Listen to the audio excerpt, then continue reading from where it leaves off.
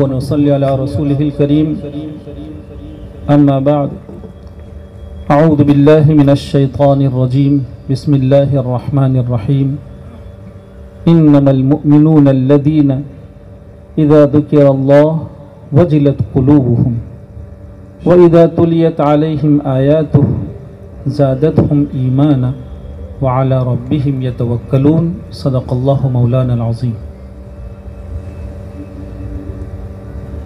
محفل قرأت و نعت میں بسر شوق تشریف فرما اصحاب علم و کمال، رجال معرفت، اسی طرح ہمارے مہمان مکرم جن کو سننے کے لیے ہزاروں کان ترسا کرتے ہیں، ان کی قرأت سے اپنے قلوب کو مزکہ اور تازگی بخشنے کے لیے دور و دراز سے تشریف لائے ہوئے میرے بزرگوں اور بھائیوں، اولاً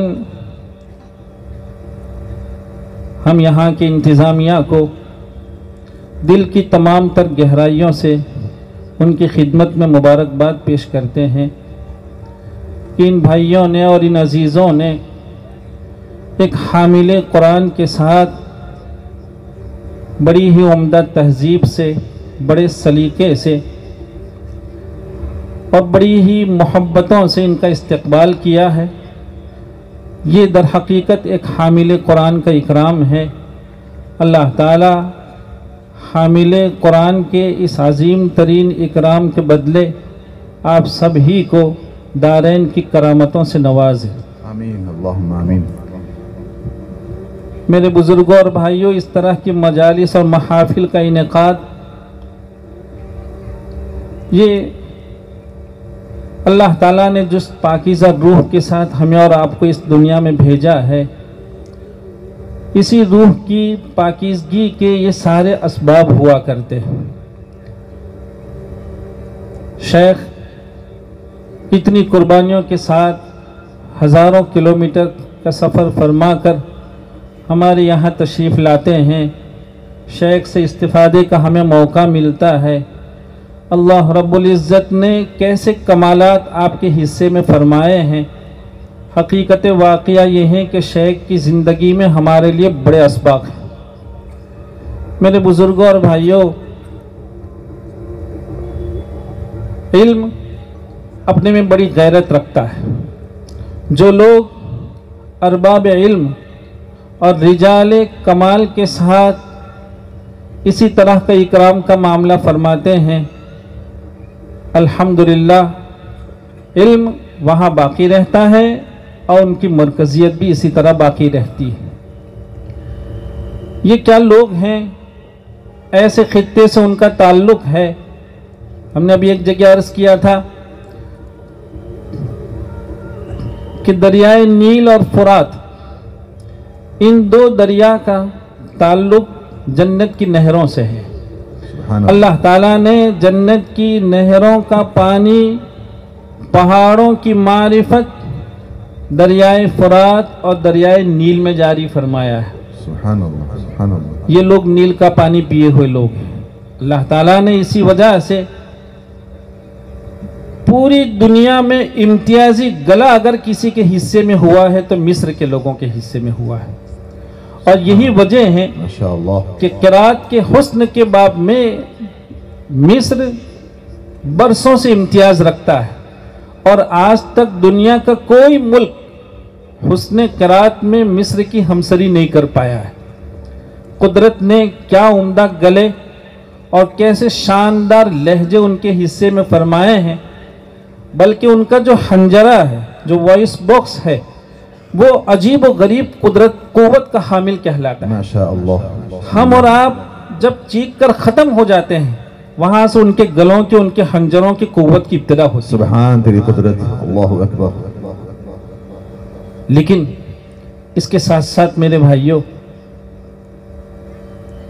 ان حضرات کی زندگی میں ہمارے لیے اسباق یہ ہیں، چونکہ یہاں ایک بڑی تعداد قرہ کی موجود ہیں، وہ سماع قبول سے اس کو سنیں کہ کیا پاکیزہ قلوب لوگ ہیں۔ ابھی یہ قرات سے فارغ ہوں گے، کھانے سے فارغ ہوں گے، رات بھر سوئیں گے نہیں۔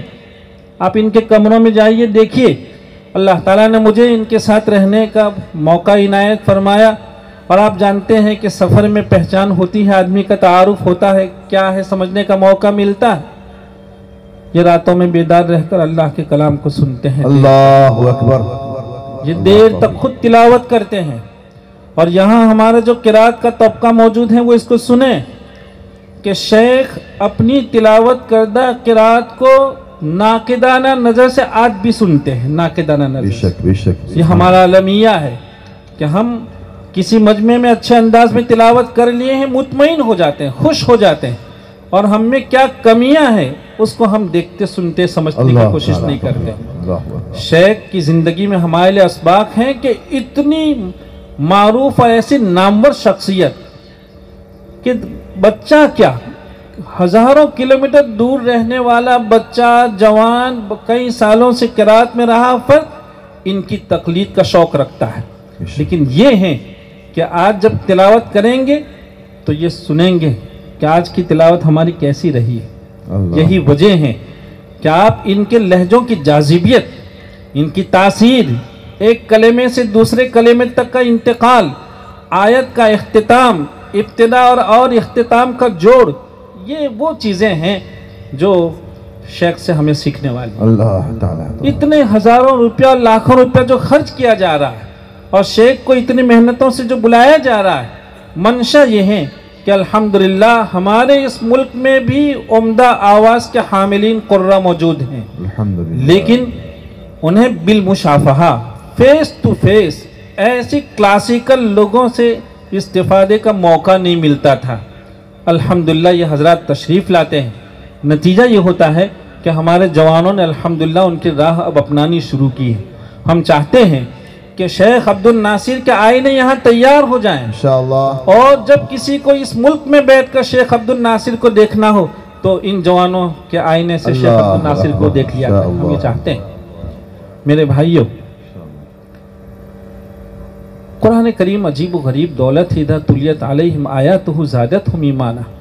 آپ سے ایک مرتبہ ہم نے پہلے بھی عرض کیا تھا کہ خواجہ نظام الدین رحمۃ اللہ علیہ بذات خود مستند قاری شیخ سعدی مکری سے ان کو سند حاصل ہے قرات کی، تجوید و قرات کی سند، اور اس کے بعد اپنے شیخ فرید الدین رحمۃ اللہ علیہ سے نہ صرف بیت بلکہ آپ تجوید و قرات کی سند بھی حاصل کرتے ہیں۔ تو دو شیخ ہیں تجوید و قرات میں، لیکن اس کے باوجود آپ کا معمول مبارک یہ تھا کہ جب انہیں معلوم ہوتا کہ کوئی خوش الحان قاری کسی خطے میں آیا ہے تو سفر فرماتے، قاری کو سنتے، اور سنتے سنتے جب بہت محظوظ ہوتے تو فرماتے تھے کہ جی چاہتا ہے کہ قاری کا منہ ہیرے اور جواہرات سے بھر دوں۔ اللہ اکبر۔ حضرت مولانا محمد علی مونگری رحمۃ اللہ علیہ کی خانقاہ میں یہ معمول تھا کہ خانقاہ سے پہلے ایک قاری تلاوت کرتا تھا۔ ایک مرتبہ حضرت قاری عبد الرحمن مکی رحمۃ اللہ علیہ وہاں تشریف لے جاتے ہیں۔ فجر کی نماز کے بعد چائے کا وقت ہوا تو حضرت قاری عبد الرحمن مکی رحمۃ اللہ علیہ سے کہا کہ چائے سے پہلے آپ تلاوت فرمائیے۔ انہوں نے تلاوت شروع فرمائی، ایک رکوع ختم کیا، حضرت مولانا محمد علی مونگری فرماتے کہ اور سنائیے۔ میرے بزرگوں اور بھائیوں، یہ وہ چیزیں ہیں جس سے آدمی اس کی روحانیت کو ترقی بخشا کرتا ہے، قلوب میں اللہ تعالیٰ کی یادیں پیدا ہوتی ہیں۔ لکھا ہے کہ 12 بج گئے، حضرت قاری عبد الرحمن مکی رحمۃ اللہ علیہ سناتے رہے اور اس روز چائے کی نوبت نہیں آئی۔ اللہ تعالیٰ سے دعا کیجئے، ہمیں اللہ رب العزت سے اس موقع میں دعا کرنی چاہیے کہ اللہ تعالیٰ اس دنیا میں تو آپ نے بہت اچھی قراتوں کو سننے کا انتظام فرمایا ہے، ہم چاہتے ہیں، اور آخرت میں بھی اللہ رب العزت خود سنائیں گے، ہم چاہتے ہیں کہ عالم برزخ میں بھی، قبر میں بھی ایسا کوئی انتظام ہو جائے کہ بہترین قرہ کی قراتیں ہوں اور قبر میں ہم سنتے رہیں، آرام کرتے رہیں۔ اللہ تعالی ہماری ان تمناؤں کو پورا فرمائے۔ میں شیخ کی خدمت میں ایک مرتبہ پھر سب کی طرف سے کلمات تشکر پیش کرتے ہوئے اجازت چاہتا ہوں، اور जिन भाइयों ने इतनी कुर्बानियों के साथ ये मौक़े हमारे लिए फराहम फरमाए हैं, उनके लिए भी दुआ करते हैं कि उनकी सारी मेहनतें इंदल्लाह माजूर हों और ये सब मेहनतें उनके मीज़ान अमल में हो। व आखिर दावाना अनिल हम्दुलिल्लाहि रब्बिल आलमीन।